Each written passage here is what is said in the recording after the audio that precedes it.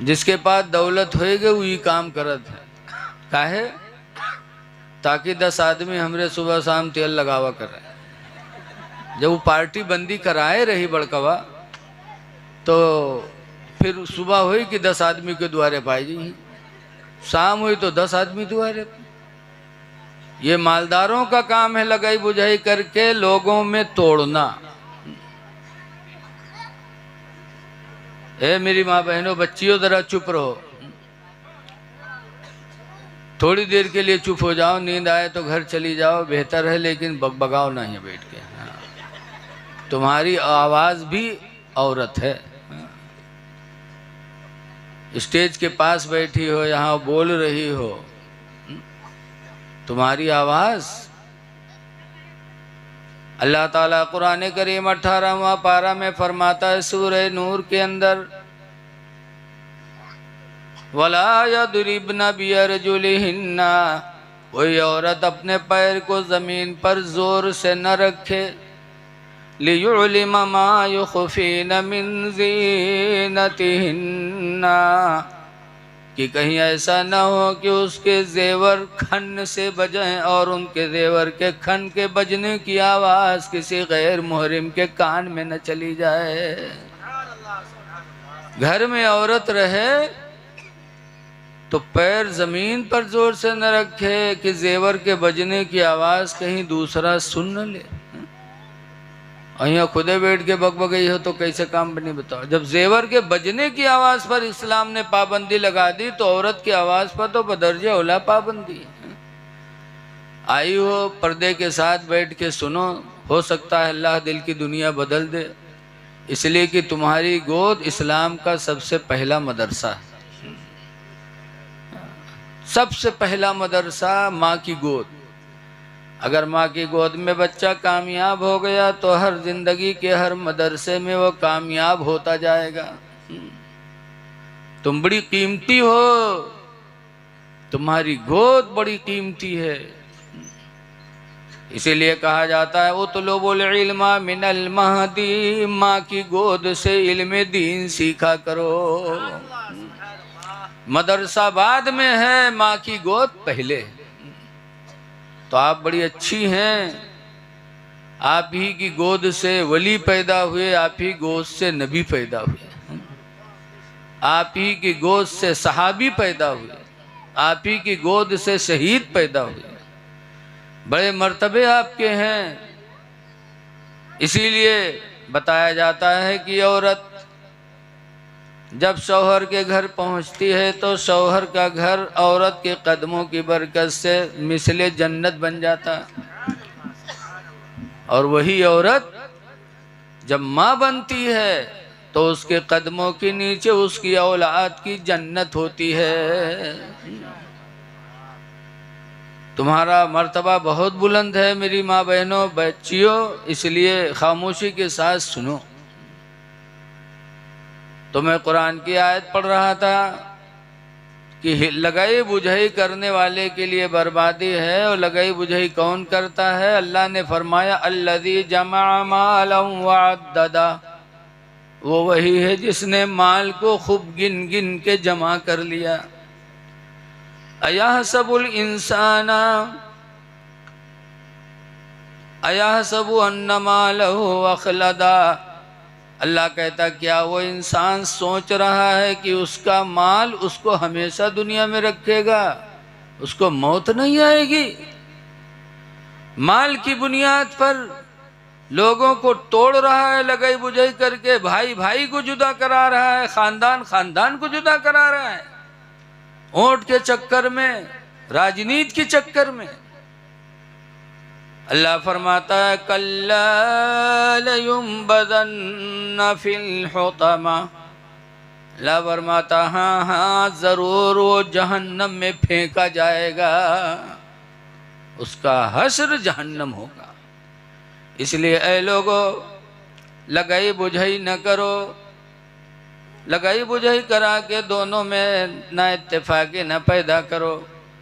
इसलिए कि लगाई बुझाई करने वाले के लिए हदीस पाक में बताया, हुजूर फरमाते हैं अल मुनाफिको इधर की उधर लगाने वाला वो मुनाफिक है।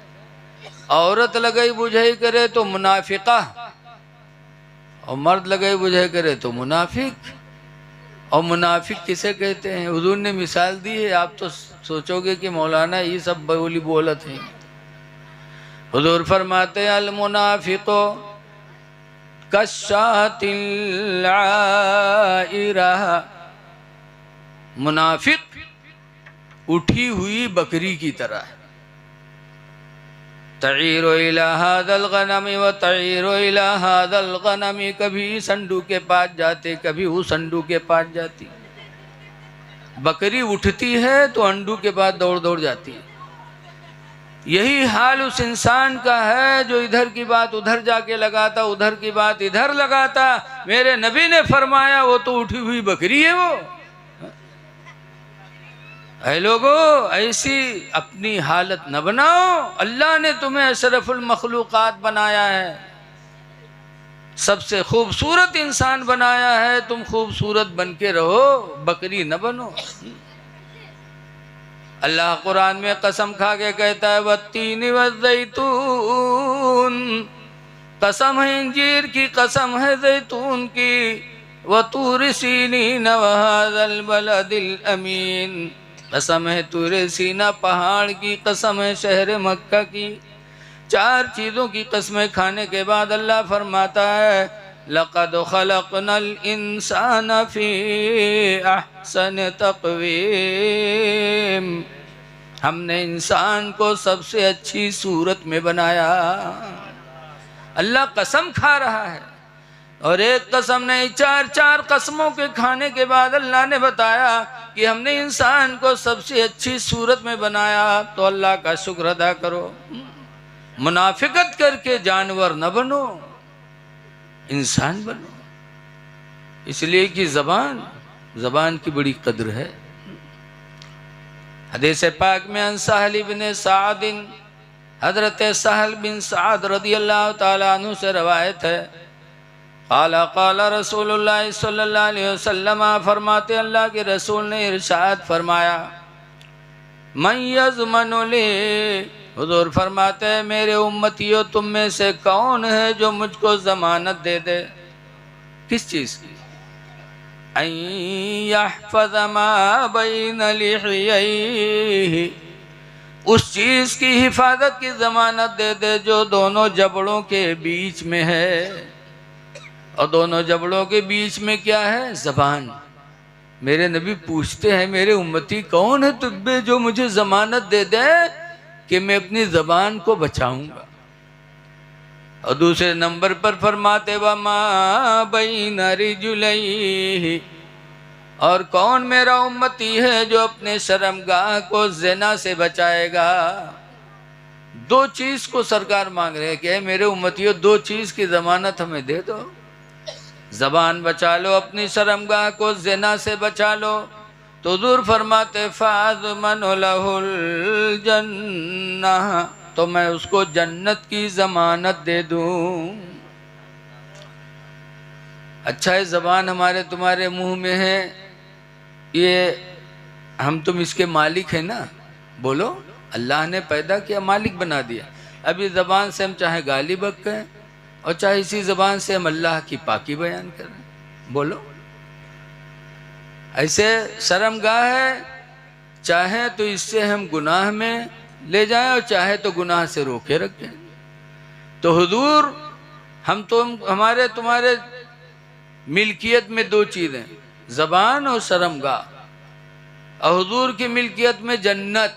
हुजूर कहते हैं तुम दो चीज़ों की ज़मानत हमको दे दो और हम जन्नत की ज़मानत तुमको दे दें।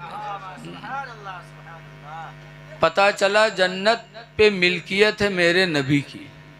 बोलो यार, बोलो ना, इतनी तवज्जो से सुन लो, जलसा बड़ी मेहनत से होते हैं। हाफिज शेर मोहम्मद का देखो, बेग टांगे टांगे संझा से उनके कंधा घिस गए हुए, चंदा रुपया बटोरे हैं बेचारे, दाल लादे लादे घूमत हैं और महीनन चले हुई हैं तुम्हारे पास। तो थोड़ी देर आप बैठ के सुन नहीं सकते हो? रुपया दिया है तो थोड़ा वक्त भी दो। ज़बान और शर्मगाह हमारे तुम्हारी मिल्कियत में, जन्नत मेरे नबी की मिल्कियत में। तो जन्नत की ज़मानत मेरे नबी किसको देंगे? जो ज़बान बचा लेगा, अपने आप को ज़िना से बचा लेगा। इसीलिए आला हजरत इमाम अहले सुन्नत फरमाते हैं कि तुझसे और जन्नत से क्या मतलब, वहाँ भी दूर हो।